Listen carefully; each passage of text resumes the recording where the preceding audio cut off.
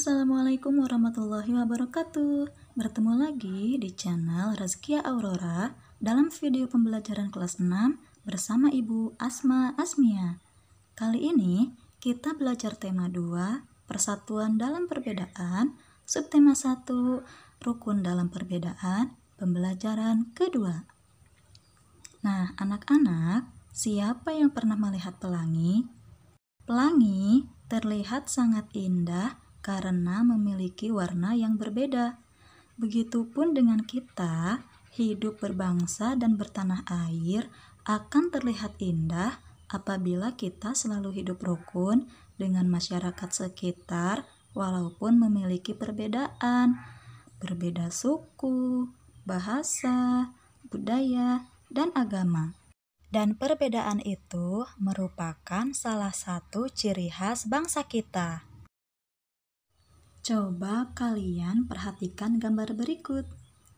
Di sana terlihat masyarakat sedang bergotong royong untuk memeriahkan acara kemerdekaan Republik Indonesia dan terlihat hidup rukun. Agar lebih jelas tentang makna rukun dalam perbedaan, mari kita baca teks berikut. Perbedaan yang menguatkan. Kampung Cempaka adalah sebuah kampung transmigran. Warganya berasal dari berbagai daerah padat di Pulau Jawa.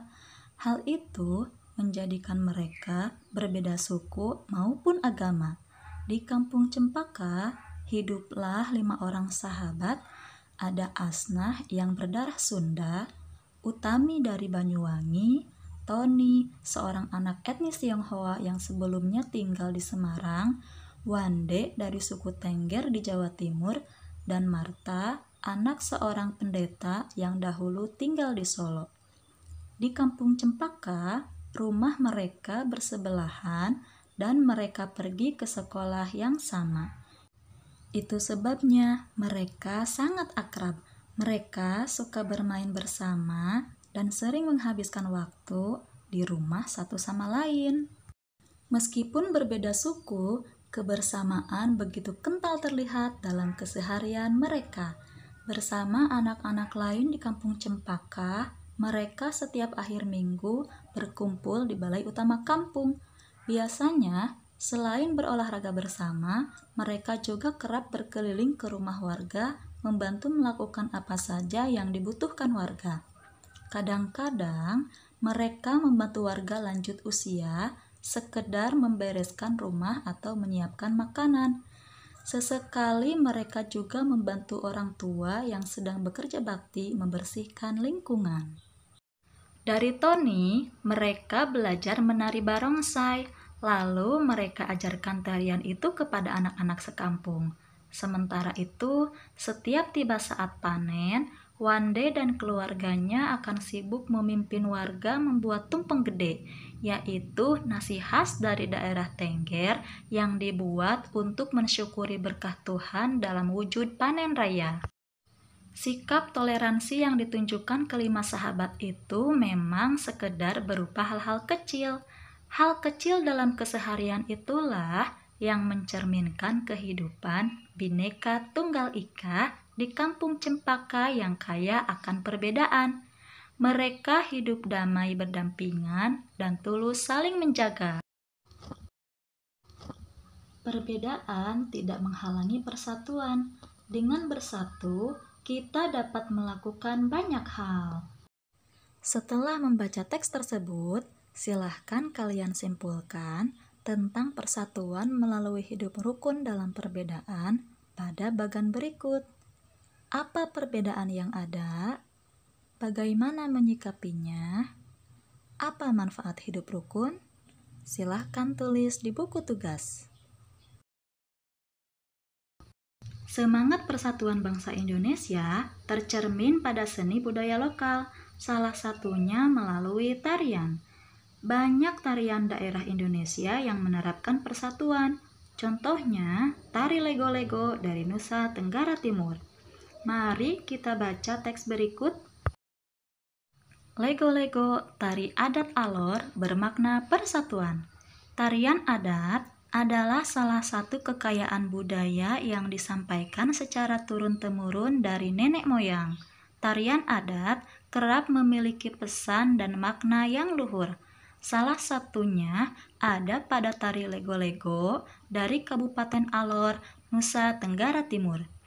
Tarian ini ditunjukkan untuk mengajak masyarakatnya bersatu membangun kampung dan negeri. Pada masing-masing kawasan di Kabupaten Alor terdapat gaya tari dan nyanyian yang berbeda-beda. Namun formasinya tetap sama, yakni lingkaran. Masing-masing nyanyian dan pantun yang diungkapkan saat menari memiliki arti serta harapan yang berbeda-beda. Beberapa literatur menyatakan bahwa tarian ini sempat menjadi tari perang. Sekarang, tarian ini lebih sering digunakan untuk menyambut tamu. Tamu disambut oleh masyarakat yang dituakan, lalu diajak menuju sebuah pohon besar yang rindang, dengan beberapa warga perempuan yang berpegangan tangan mengelilingi pohon. Tamu dipersilahkan untuk ikut serta dalam tarian tersebut. Dengan gerakan kaki yang diatur sedemikian rupa, penari akan bergerak mengitari pohon. Pada saat yang sama, sirih pinang dan minuman ditawarkan.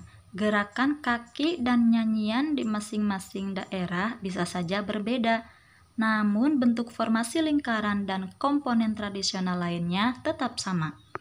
Di dalam lingkaran, ada 3 lelaki yang memiliki tugas berbeda. Ada pemukul gong yang nadanya akan digunakan untuk menghitung langkah penari. Kemudian ada seorang lelaki yang bernyanyi sekaligus mengucapkan pantun, dan seorang lagi bertugas membagikan sirih pinang serta minuman kopi. Selain menjadi identitas setiap suku, tarian ini menjadi salah satu identitas pemersatu masyarakat Alor yang punya mimpi agar masyarakat dan pendatang terus bersatu membangun kampung serta negeri. Posisi dalam penari perlu diperhatikan oleh seorang penari. Pengaturan posisi ini disebut dengan pola lantai. Seorang penari harus memperhatikan perpindahan, pergerakan, dan pergeseran posisi saat menari. Pola lantai adalah pola denah yang harus dikuasai oleh seorang penari dan berfungsi untuk membuat posisi dalam sebuah ruang gerak. Coba kalian perhatikan jenis pola lantai berikut. Yang pertama, ada pola lantai garis melengkung, yaitu penari membentuk garis lingkaran. Tari rakyat dan tari tradisional banyak menggunakan pola ini. Pola lantai ini memberi kesan lemah dan lembut. Contoh tari yang menggunakan pola ini yaitu tari Mak Badang dari Toraja, Sulawesi Selatan, dan tari Randai dari Sumatera Barat. Yang kedua, ada pola lantai diagonal, yaitu penari berbaris membentuk garis menyudut ke kanan atau ke kiri. Contoh tari yang menggunakan pola ini yaitu tari gending Sriwijaya dari Sumatera Selatan. Dan yang ketiga, ada pola lantai vertikal atau lurus.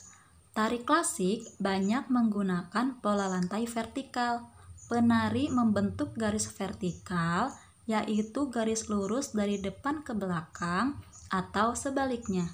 Pola lantai ini memberikan kesan sederhana tetapi kuat. Contoh tari yang menggunakan pola ini yaitu tari Yospan dari Papua, tari Serimpi dari Jawa Tengah, dan tari baris Cengkedan dari Bali. Kerjasama yang baik harus dimiliki oleh seorang penari agar menghasilkan tarian yang indah. Perbedaan yang dimiliki oleh para penari tidak boleh menghalangi semangat persatuan dalam menghasilkan tarian yang indah. Setelah mengetahui tentang jenis pola lantai, silahkan kalian temukan berbagai tari di daerahmu dan sebutkan pola lantai tariannya. Nah, itulah materi yang disampaikan pada kali ini.